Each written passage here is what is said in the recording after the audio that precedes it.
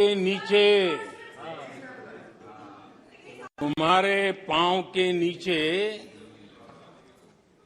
कोई जमीन नहीं। तुम्हारे पांव के नीचे कोई जमीन नहीं। कमाल ये है कि फिर भी तुम्हें यकीन नहीं।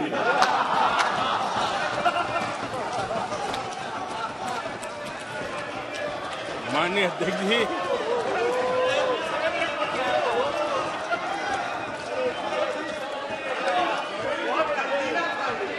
आदरणीय अध्यक्ष जी, सुनो फिर। आदरणीय अध्यक्ष जी, ये लोग बिना सर पैर की बातें करने के आदी होने के कारण उनको ये भी याद नहीं रहता है कि वो खुद का कितना कॉन्ट्राडिक्शन कहते हैं। कभी एक बात, कभी दूसरी बात, कभी एक तरफ, कभी दूसरी तरफ। हो सकता है वो आत्मचिंतन करके खुद के अंदर जो विरोधाभास है उसको भी तो ठीक करेंगे। अब 2014 से ये लगातार कोस रहे हैं, हर मौके पर कोस रहे हैं, भारत कमजोर हो रहा है, भारत की कोई सुनने को तैयार नहीं है, भारत की दुनिया में कोई वजूद नहीं रहा, न जाने क्या क्या कहा। और अब क्या कह रहे हैं?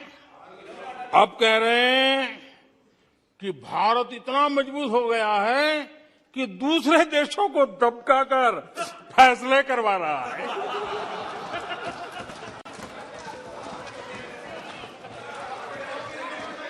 अरे पहले ये तो तय करो भाई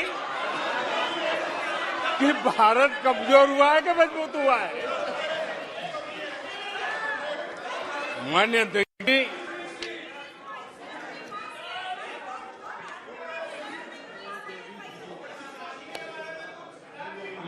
जी, कोई भी जीवंत संगठन होता है, अगर एक जीवंत व्यवस्था होती है, जो जमीन से जुड़ी हुई व्यवस्था होती है, वे जनता जनार्दन में क्या चलता है लोगों के अंदर उसका चिंतन करता है, उससे कुछ सीखने की कोशिश करता है और अपनी राह भी समय रहते हुए बदलता रहता है। लेकिन जो अहंकार में डूबे होते हैं, जो बस सब कुछ हम ही को ज्ञान है, सब हमारा ये सही सही है, ऐसी जो सोच में जीते हैं, उनको लगता है कि मोदी को गाली देकर के ही हमारा रास्ता निकलेगा। मोदी पर झूठे अनाप शनाप कीचड़ उछाल करके ही रास्ता निकलेगा। अब 22 साल बीत गए, वो गलतफहमी पाल करके बैठे हुए हैं।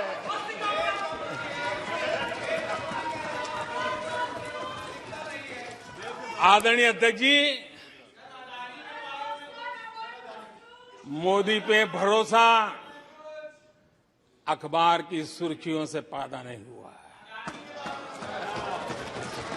मोदी पे ये भरोसा टीवी पर चमकते चेहरों से नहीं हुआ है। जीवन खपा दिया है, पल पल खपा दी है, देश के लोगों के लिए खपा दी है, देश के उज्जवल भविष्य के लिए खपा दी है। आदरणीय अध्यक्ष जी,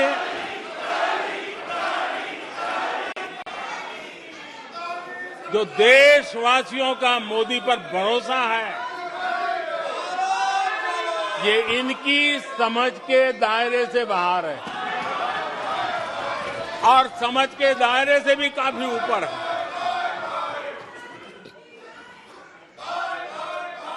क्या ये झूठे आरोप लगाने वालों पर मुफ्त राशन प्राप्त करने वाले मेरे देश के 80 करोड़ देशवासी क्या कभी उन पर भरोसा करेंगे क्या? आदरणीय अध्यक्ष जी, one nation one ration card देश भर में कहीं पर भी गरीब से गरीब को भी जब राशन मिल जाता है, वो आपकी झूठी बातों पर, आपके गलत गलीच आरोपों पर कैसे भरोसा करेगा। आदरणीय अध्यक्ष जी, जिस किसान के खाते में साल में 3 बार पीएम किसान सम्मान निधि के 11 करोड़ किसानों के खाते में पैसा जमा होते हैं, वो आपकी गालियां, आपके झूठे आरोपों पर विश्वास कैसा करेगा। आदरणीय अध्यक्ष जी, जो कल फुटपाथ पर जिंदगी जीने के लिए मजबूर था, जो झुग्गी झोपड़ी में जिंदगी बसर करता था, ऐसे 3 करोड़ से ज्यादा लोगों को पक्के घर मिले हैं। उनको तुम्हारी ये गालियां, ये तुम्हारे झूठी बातें क्यों वो भरोसा करेगा। अध्यक्ष जी, आदरणीय अध्यक्ष जी, 9 करोड़ लोगों को मुफ्त गैस का कनेक्शन मिला है, वो आपकी झूठ को कैसे स्वीकार करेगा। 11 करोड़ बहनों को इज्जत घर मिला है, शौचालय मिला है, वो आपके झूठ को कैसे स्वीकार करेगा। आदरणीय अध्यक्ष जी, आजादी के 75 साल बीत गए, 8 करोड़ परिवारों को आज नल से जल मिला है, वो माताएं तुम्हारे झूठ को कैसे स्वीकार करेगी, तुम्हारी गलतियों को, गालियों को कैसे स्वीकार करेगी। आयुष्मान भारत योजना से 2 करोड़ परिवारों को मदद पहुंची है, जिंदगी बच गई है उनकी। मुसीबत के समय मोदी काम आया है, तुम्हारी गालियां को वो कैसे स्वीकार करेगा, कैसे स्वीकार करेगा। आदरणीय अध्यक्ष जी, आपकी गालियां, आपके आरोपों को इन कोटि आदरणीय अध्यक्ष जी, आपकी गालियों को, आपके आरोपों को इन कोटि भारतीयों से होकर के गुजरना पड़ेगा, जिनको दशकों तक मुसीबतें में जिंदगी जीने के लिए तुमने मजबूर किया था। आदरणीय अध्यक्ष जी, कुछ लोग अपने लिए, अपने परिवार के लिए बहुत कुछ तबाह करने पर लगे हुए हैं, अपने लिए, अपने परिवार के लिए जी रहे हैं।